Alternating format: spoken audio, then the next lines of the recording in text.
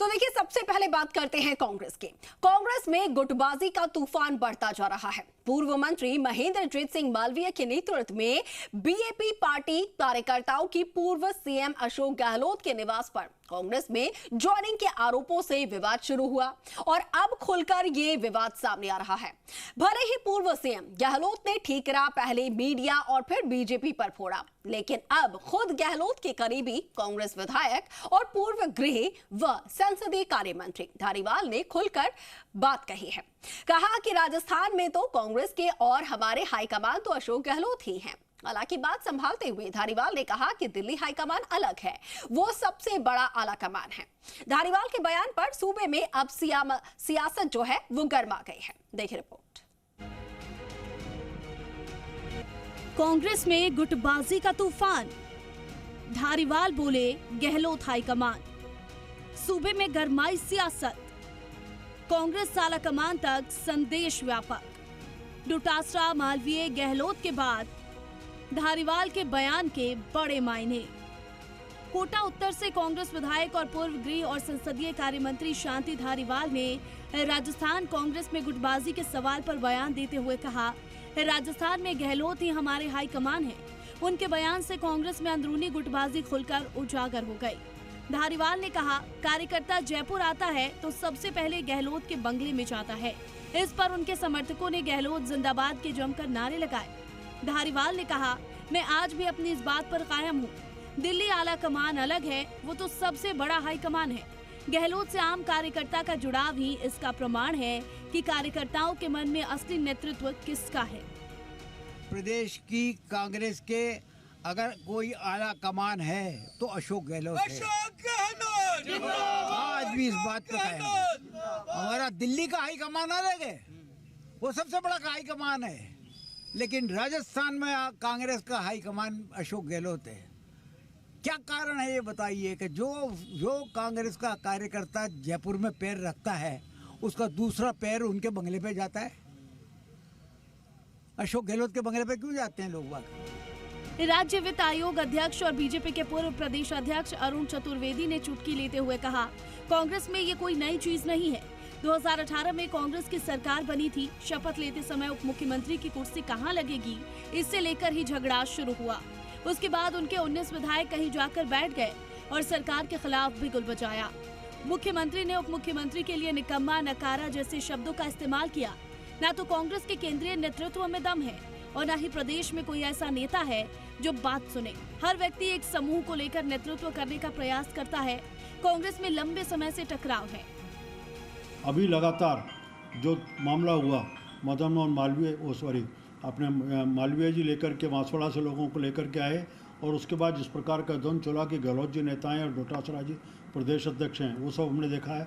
अभी धारीवाल जी का विषय है, ना तो कांग्रेस में केंद्र के नेतृत्व में किसी में दम है कि उनकी बात को कोई सुने, ना प्रदेश में कोई ऐसा नेता है जिसकी बात को सुनने का काम करे। हर व्यक्ति अपने आप में एक समूह को लेकर के नेतृत्व करने का काम रहा। टकराव लंबे समय से है, ये विषय भारतीय जनता पार्टी के लिए उनका है, अपने घर को वो ठीक करें, कैसे लड़ें। एक दिन पहले ही पूर्व सीएम अशोक गहलोत ने पूरे घटनाक्रम पर सफाई देते हुए जोधपुर में कहा था कि बीजेपी मेरे बयानों को तोड़ मरोड़ कर कांग्रेस में फूट दिखाने की कोशिश कर रही है। मैंने कभी भी डोटासरा पर भ्रष्टाचार का कोई आरोप नहीं लगाया। बीजेपी झूठा नैरेटिव बनाकर कांग्रेस नेताओं को आपस में लड़ाना और गुमराह करना चाहती है। आज तक मुझे किसी ने नहीं कहा गोविंद डोटासरा ने पैसे खाए ट्रांसफर पोस्टिंग के अंदर, मुझे किसी ने नहीं कहा, तो मैंने उनको आरोप लगाया नहीं। अब कोई विपक्ष वाले उनके बारे में बोले तो आप समझ सकते हो विपक्ष की स्थिति क्या है राजस्थान के अंदर। विपक्ष वाले जानबूझ करके कांग्रेस के लोगों को लड़ाना चाहते हैं, गुमराह करना चाहते हैं। दरअसल 30 जुलाई को बांसवाड़ा और वांगड़ से जयपुर पहुंचे बाप पार्टी के करीब 309 कार्यकर्ताओं ने महेंद्रजीत सिंह मालवीय के नेतृत्व में कांग्रेस पार्टी ज्वाइन की। कार्यकर्ता सबसे पहले पूर्व सीएम अशोक गहलोत के निवास पहुंचे, जहां गहलोत ने माला और कांग्रेस का पटका दुपट्टा पहनाया था। बाद में कार्यकर्ता पीसीसी दफ्तर पहुंचे थे। तब डोटासरा ने नाम लिए बिना मालवीय की ओर इशारा करते हुए कहा था कि ये तो इन्हें सोचना चाहिए पहले कहां जाना है। कोई अपनी व्यक्तिगत ब्रांडिंग के लिए काम करे तो उसे मुबारक हो। पलटवार में मालवीय ने कहा था कि ये तो पहले से तय था कि पहले गहलोत जी के निवास पर फिर पीसीसी में जाना है, इसे मुद्दा नहीं बनाना चाहिए। ज्वाइन भी कर ली। हाँ, तो आपको क्या लगता कर रहा है? हूँ। आपको क्या मैं तो कांग्रेस कार्यकर्ताओं का सम्मान कर रहा हूँ। वो कहीं भी किसी भी नेता के जाके आए, कहीं भी चल करके आए, मेरे को इससे कोई फर्क नहीं पड़ता।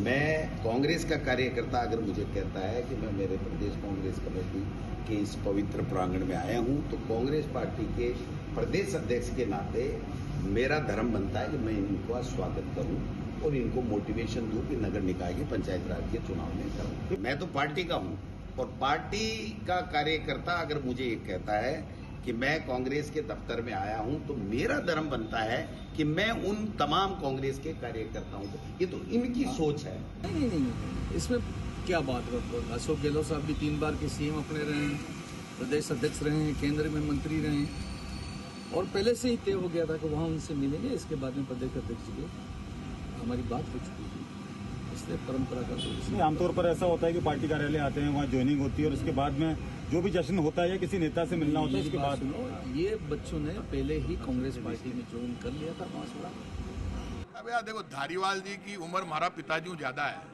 धारीवाल जी कोई भी बात कह सके, हमारे कौन रोके बताओ, क्या रोका बताओ हैं? कहीं बोल सकते हैं, वो कितने सीनियर है उनका मैं जवाब नहीं देना चाहता, अच्छा नहीं लगता। शांति धारीवाल पूर्व सीएम अशोक गहलोत के बेहद करीबी और निष्ठावान नेताओं में गिने जाते हैं। पिछली कांग्रेस सरकार के समय जब सचिन पायलट को सीएम बनाने की चर्चाएं चली थीं, तो धारीवाल के निवास पर ही कांग्रेस विधायकों को एकजुट किया गया था। अब धारीवाल ने एक बार फिर खुलकर गहलोत के नेतृत्व की बात कहकर पंचायत और निकाय चुनाव से पहले सियासी माहौल गरमा दिया है और कांग्रेस हाईकमान तक भी संदेश पहुंचा दिया है। जी मीडिया के लिए जयपुर से विष्णु शर्मा और जोधपुर से लोकेश ओला की रिपोर्ट।